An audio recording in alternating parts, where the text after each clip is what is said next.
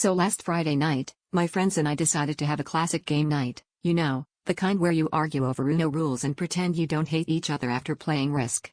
My buddy Kevin, who's always looking for ways to spice things up, cause chaos, suggested we play Monopoly, but with a twist.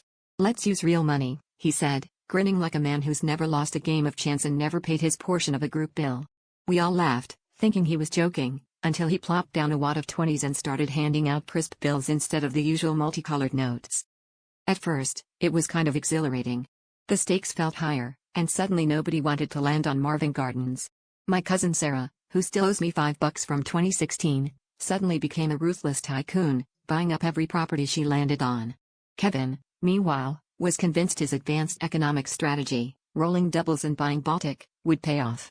Before we knew it, our living room looked like a low-budget casino, and we were all dangerously invested, emotionally and financially. Things got weird around hour 3. Kevin mortgaged his phone charger for liquidity, and Sarah started negotiating with actual snacks from my pantry. My dog even wandered in, and someone tried to pay him off with a fistful of nickels to avoid luxury tax. But the real chaos started when I landed on Boardwalk, which, of course, Sarah owned, complete with 4 houses, a hotel, and what looked suspiciously like a HOA fee.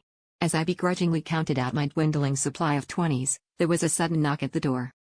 I opened it to find our actual landlord standing there, frowning and holding a clipboard. Before I could say anything, Sarah jumped up and yelled, "About time. We've been waiting to pay rent on Boardwalk."